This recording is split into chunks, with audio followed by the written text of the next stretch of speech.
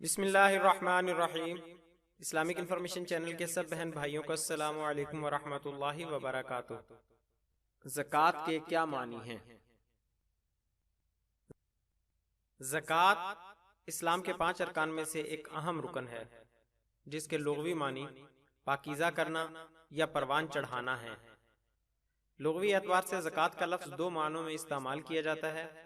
اس کا ایک معنی پاکیزگی، طہارت اور پاک صاف ہونے یا کرنے، اور دوسرا معنی نشو و نما اور ترقی کا ہے۔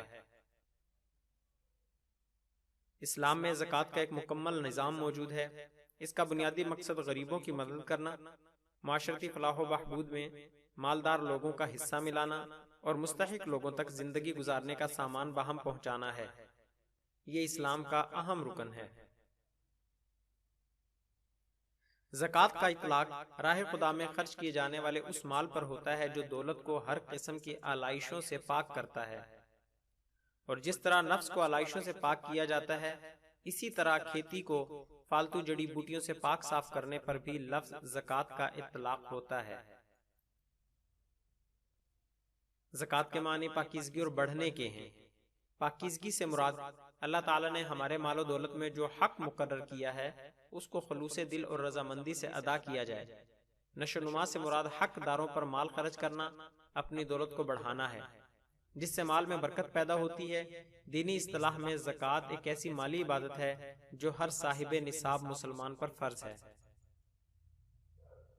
سورہ توبہ میں فرمایا گیا، آپ ان کے مال میں سے زکوٰۃ قبول کر لو کہ اس سے تم ان کو ظاہر میں بھی پاک اور باطن میں بھی پاکیزہ کرتے ہو، اور ان کے حق میں دعائے خیر کرو کہ تمہاری دعا ان کے لیے موجب تسکین ہے، اور خدا سننے والا اور جاننے والا ہے۔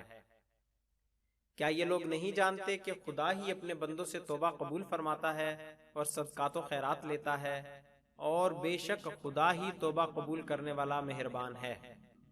سورہ توبہ آیت نمبر 103 اور 104۔ مزید اسلامی معلومات کے لیے ہمارے چینل کو سبسکرائب کریں اور ہماری ویڈیوز کو لائک اور شیئر ضرور کریں۔ شکریہ، جزاک اللہ خیرہ۔